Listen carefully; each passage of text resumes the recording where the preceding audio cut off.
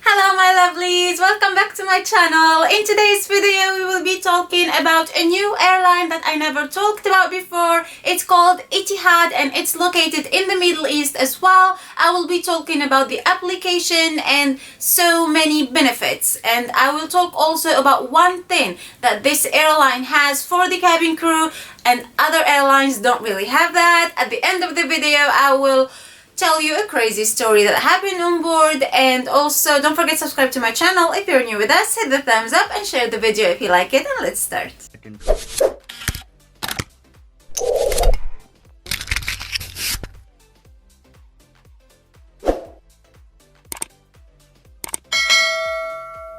Etihad is located in the Middle East. It's in the UAE and it's in Abu Dhabi. Abu Dhabi is around 1 hour and 15 minutes drive from Dubai, and it's really close, which means it's really close. We used to go there like a lot of times, you know, whenever we want to go to Ferrari or stuff, we just go there. It's quite close. So if you want to live in Dubai, like somehow in Dubai, but you don't want to work for Emirates and you want to work for another airline, you can apply for Etihad. You can apply in the website. I have a link down there. For now they're not, of course, opening for any position for cabin crew because of the current situation, but as soon as this situation is resolved I will also make a video and I will show you step by step how to apply. For now I will just show you this. Basically, when you go to the website, as you can see here, you will see like all of this, and usually in the bottom there you will have apply for this position. I will recommend apply worldwide, because when you apply worldwide then they will send you an invitation to anywhere, you know, like, and even some other people that I know, they did apply online and everything was online. So basically they applied and they did a video interview, the medicals, everything online. They didn't even go to, like, you know, somewhere and did the assessment day.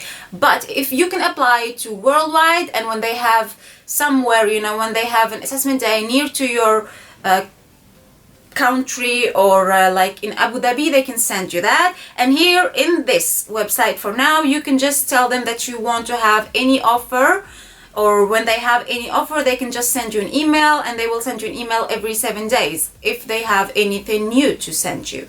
So you can just, you know, make sure that you register yourself and you leave your email so you are up to date. And I promise you that I will make a video about the application and how to do it properly, so you can have the invitation to the assessment day, or even to, you know, fulfill the application online with the video interview. I will do a video for that as soon as they will open the applications. And now let's talk about the benefits.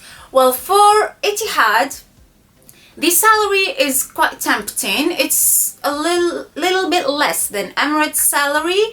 The basic salary is around 3,650 dirham, which is roughly $1,000. For Emirates, you know, it's a little bit higher than this. For hourly pay, for 1 hour they are paid 44 dirham, and this is way less than Emirates and Qatar Airways. Like, this is way less, which is 12 US dollars. And of course they have also money for allowances, and that one is similar to Emirates and Qatar Airways.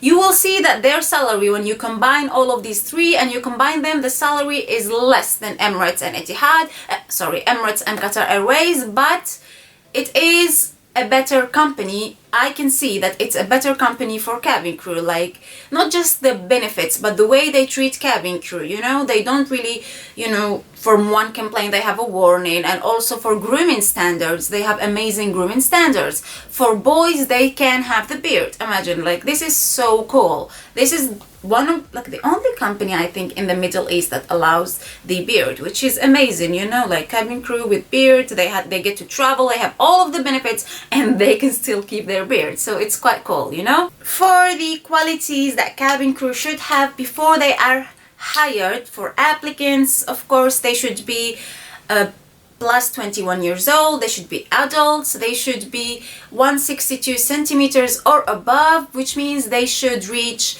212 centimeters when they are on their toes. Like they stand on their toes, they are able to reach 212 centimeters. They have baccalaureate degree for sure, and they are fluent in English.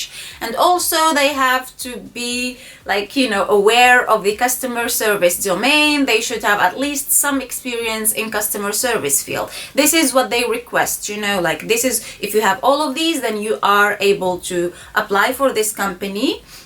And also guys, one little thing, if you are planning to join the company and then get married to a cabin crew that is working in Etihad, then you should put in mind that they will not give you both the money for live out allowance. You know, when cabin crew apply for live out allowance, which means you live outside the accommodation and you want the company to provide the money for you, they will provide, but only for one cabin crew member. For example, if you and your spouse ask to live out, they will allow you to live out because you're both cabin crew, okay?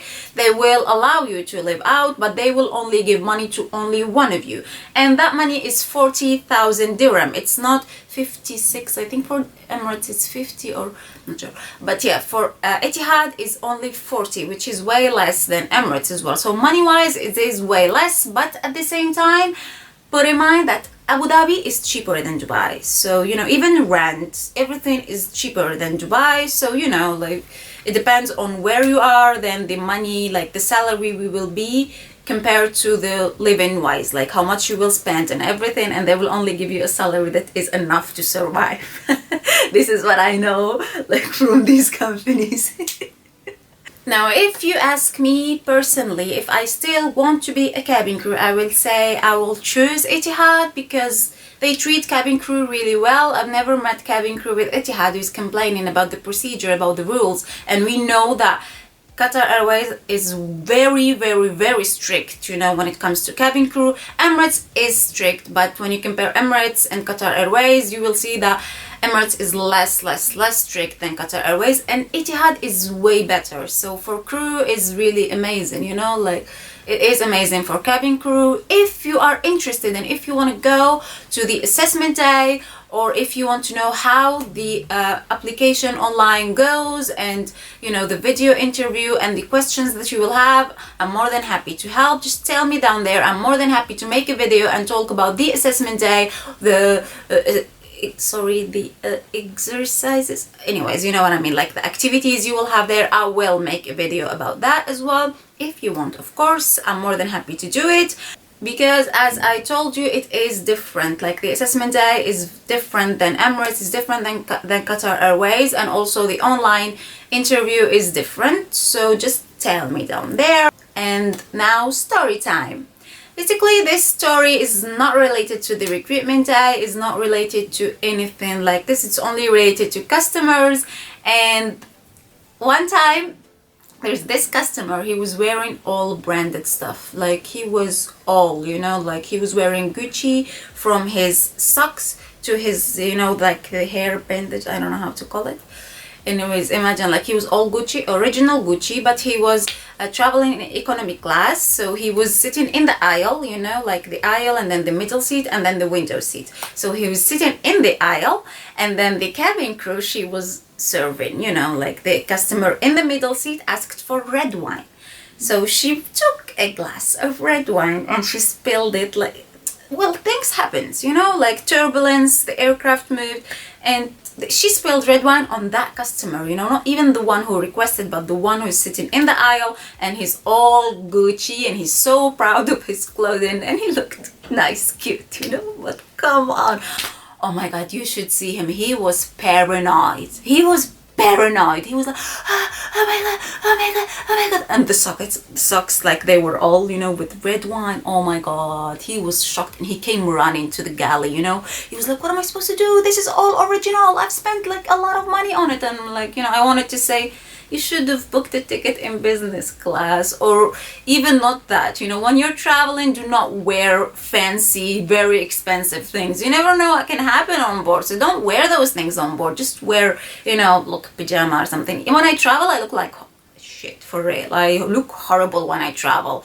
No makeup, I barely wear like something, anything, come on, I know I'll be tired. Why will I even wear fancy, you know what I mean? Like, and then travel economy class and expect nothing to happen. But he was so nice, for real. Like, if that happened to any other person who is wearing super branded stuff, he will make a scene. He didn't make a scene, but he was terrified.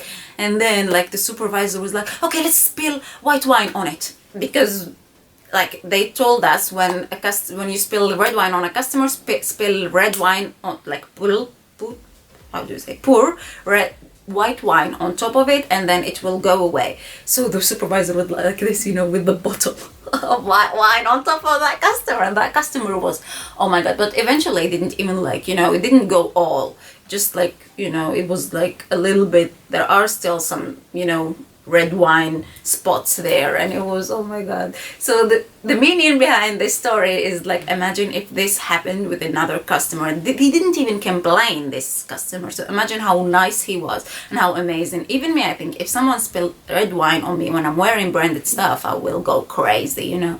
It costs a fortune. So for him not to complain, and he was just terrified, well, he's a sweet guy, you know. Imagine what will you do if something happens to you, like if something like this happens to you. And we know that the cabin crew didn't mean it, was turbulence. Anyways, well, things happen, you know. So just if you're traveling, don't wear anything branded. And I will also say this to the customers: when you're traveling, do not wear branded stuff. Everything can happen on board, and you can even spill things on yourself. If turbulence happens, like severe or even like not severe turbulence, but then, you know, moderate turbulence happen, then things can spill all over you. So don't risk it with your clothes. Wear things that, you know, if something spill on them, you're fine. You will not be like all sad and everything.